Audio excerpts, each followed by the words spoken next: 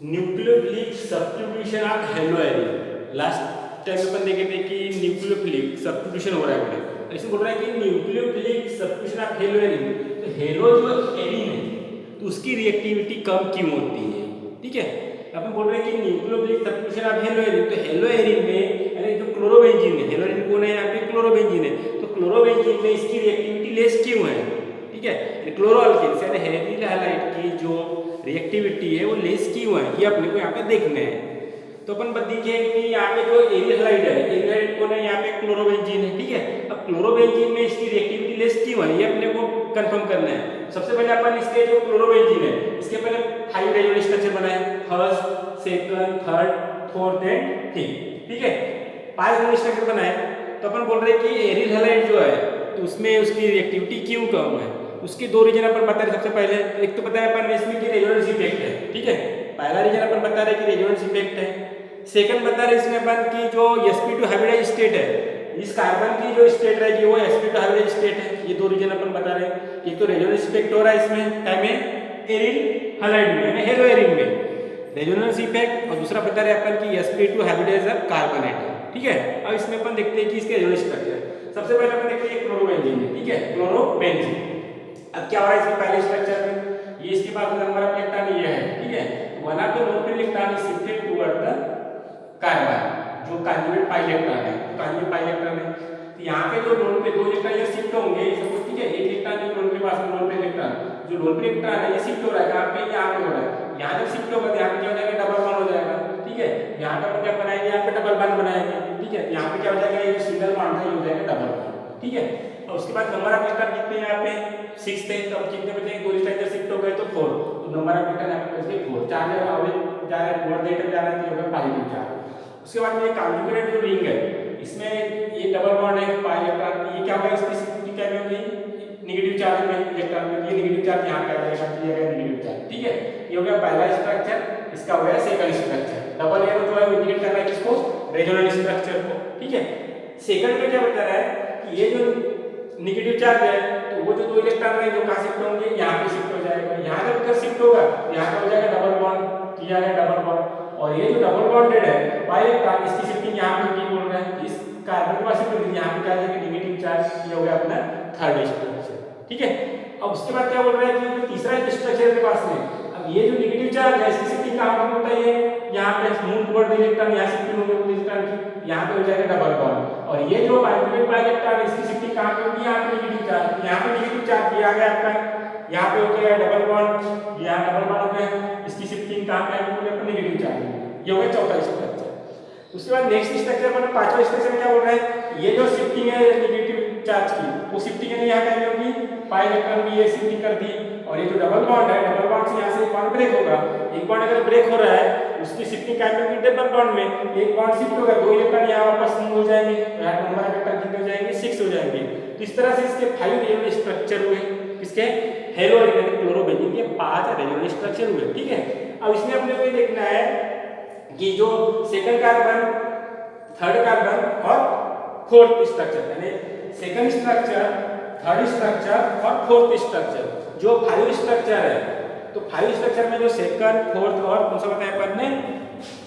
Second, third और fourth, इसमें क्या हो रहा है? कार्बन और क्लोरीन जो है उसके बीच में क्या दिख रहा है? देखो डबल बॉन्ड है। ठीक है, कार्बन और क्लोरीन के बीच में क्या है? डबल बॉन्ड है। अब इसमें अपन ने बताया कि जो सेकंड स्ट्रक्चर है, थर्ड स्ट्रक्चर है और फोर्थ स्ट्रक्चर, कार्बन और क्लोरीन के बीच में डबल बॉन्ड है। ये अपन ने ये दिख रहा है अपने को। ठीक है, डबल बॉन्ड हो गया, रेजोनेंस स्ट्रक्चर बता दिया अपन ने सेकंड, थर्ड एंड फोर्थ। क्या हो रहा है बताया अपन ने कि double bond character of the carbon and chlorine. Okay, carbon chlorine bond is chlorobenzene. क्या बोल रहे हैं अपन? कार्बन क्लोरीन, कार्बन और क्लोरीन के बीच का जो बॉन्ड रहेगा बोलते हैं वो स्ट्रॉन्गर रहेगा यानी हेलो एरिन में, इस कंपेयर किससे? क्लोरोअल्केन से। ठीक है, बॉन्ड स्ट्रॉन्गर रहेगा बट उसकी जो बॉन्ड लेंथ रहेगी वो शॉर्टर रहेगी, किससे?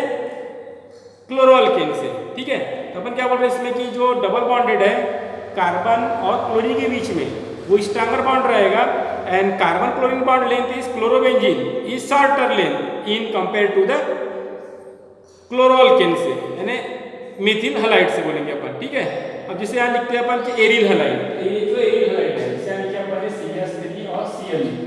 इधर लिख दिया अपन एरिल हैलाइड, ये हो गया एरिल हैलाइड, ये लिख दिया अपन एरिल हैलाइड, यहाँ लिख दिया। ठीक है, ये हो गया अल्किल हैलाइड, ये हो गया अल्किल हैलाइड, किसको बोलेंगे अपन अल्किल हैलाइड, इसको बोलेंगे अपन एरिल हैलाइड। ठीक है, ये हो गया एरिल हैलाइड। अब इसे बॉन्ड लेंथ एरिल हैलाइड यानी ये वाला हो गया, और इसकी बॉन्ड लेंथ इसकी एल्किल हैलाइड की, अल्किल हैलाइड की जो बॉन्ड लेंथ रहेगी वो कितनी रहेगी बोल रहे हैं अपन एज कंपेयर 169 pm, इसकी बॉन्ड लेंथ है 169 pm। ठीक है, ये 169 pm हो गया, और इसकी जो बॉन्ड लेंथ रहेगी किसकी क्लोरोअल्केन की, इसकी बॉन्ड लेंथ रहेगी 178 पिकोमीटर, 178 पिकोमीटर। ठीक है, ये उसकी बॉन्ड लेंथ हो गई। तो इसमें क्या बता रहे हैं अपन, इसकी जो बॉन्ड लेंथ है अल्किल हैलाइड यानी मिथिल क्लोराइड, और ये हो गया एरिल हैलाइड, इसकी बॉन्ड लेंथ है 169 पिकोमीटर। अब ये अपन बता रहे हैं कि जो एरिल हैलाइड है इसमें 5 रेजोनेंस स्ट्रक्चर है। सबसे पहले अपन बताया कि 5 रेजोनेंस स्ट्रक्चर है, इसकी रिएक्टिविटी क्यों कम रहती है, क्या बताया अपन सबसे पहले इसका due to the resonance effect. Second बताया इसमें अपन ने क्या बताया कि sp2 हाइब्रिडाइज ऑफ कार्बन, तो sp2 हाइब्रिडाइज ऑफ कार्बन है ये बताया अपन ने। अब उसके बाद फिर क्या बता रहे अपन कि कंजुगेट जो क्लोरीन के पास में जो लोन इलेक्ट्रॉन है वो कंजुगेट हो रहा है कि pi electron of the benzene ring, ये बताया अपन ने। उसके बाद बताया अपन ने कि जो सेकंड थर्ड और जो फोर्थ है, सेकंड थर्ड और फोर्थ जो स्ट्रक्चर है इसमें क्या हो रहा है कार्बन क्लोरीन के बीच में डबल बॉन्ड है, तो this carbon chlorine bond is a stronger than alkyl halide, alkyl halide इससे बॉन्ड जो रहेगा वो स्ट्रॉन्गर रहेगा, बट इसकी जो बॉन्ड लेंथ रहेगी वो एज कंपेयर कम रहेगी, किससे अल्किल हैलाइड से, इससे बॉन्ड लेंथ इसकी कम है, किसकी एरिल हैलाइड की। अब ये कार्बन क्लोरीन जो बॉन्ड स्ट्रॉन्गर है इसलिए ये जो बॉन्ड रहेगा वो ब्रेक होने के लिए कैसा रहेगा वो डिफिकल्ट जाएगा, क्योंकि जितना बॉन्ड स्ट्रॉन्ग रहेगा उतनी ही बॉन्ड को ब्रेक करने के लिए क्या होती है डिफिकल्टी होती है। ठीक है, इस तरह अपन ने बताया कि CCl bond length in chlorobenzene is 169 pm as compare CCl bond length is alkyl chloride is 178 picometer, hence difficult to the CCl bond in chlorobenzene is difficult बोल रहे हैं, इसलिए बॉन्ड जो रहेगा वो डिफिकल्ट होगा। ठीक है, इस तरह से ये हो गया। बट फेनिल के टाइम में जो उसका सेल्फ आयोनाइजेशन होगा बोलते हैं, सेल्फ आयोनाइजेशन होने के कारण क्या रहेगा होता है वो कि फेनिल के time self ionization of haloarene will not be stabilise, पर उसमें स्टेबलिश नहीं होगा, उसमें रेजोनेंस नहीं होगा बोलता है। ठीक है, और ये SN1 जो रिएक्शन है उसके मैकेनिज्म के क्या है पॉसिबल नहीं है, रूल आउट है, रूल के बाहर है। सेकंड बता रहे कि जो SN2 जो मैकेनिज्म पढ़े अपन ने, अगर इसमें अगर वो बैक साइड अटैक करता है, SN2 में क्या बोलते हैं अपन अगर बैक साइड अटैक करेगा तो न्यूक्लियोफाइल क्या करेगा ब्लॉक करेगा किसको एरोमेटिक रिंग को, ये भी which rule out the possibility नहीं होता है कि SN2 मैकेनिज्म में।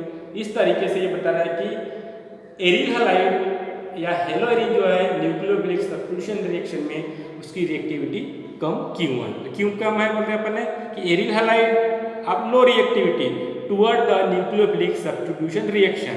क्यों बताया अपन ने, तो पहला अपन रीजन बताए कौन सा कि रेजोनेंस इफेक्ट हो रहा है इसमें। सेकंड बताया अपन ने sp2 हाइब्रिडाइज ऑफ कार्बन। ठीक है, उसके बाद में अपन ने 5 रेजोनेंस स्ट्रक्चर बताए थे अपन ने, तो 5 नहीं बताए इसमें फर्स्ट सेकंड थर्ड फोर्थ और फिफ्थ। उसमें क्या बताया अपन ने 5 जो स्ट्रक्चर है सेकंड थर्ड और जो फोर्थ है इसमें क्या है कार्बन और क्लोरीन के बीच में डबल बॉन्ड है। ठीक है, ये बताया अपन ने।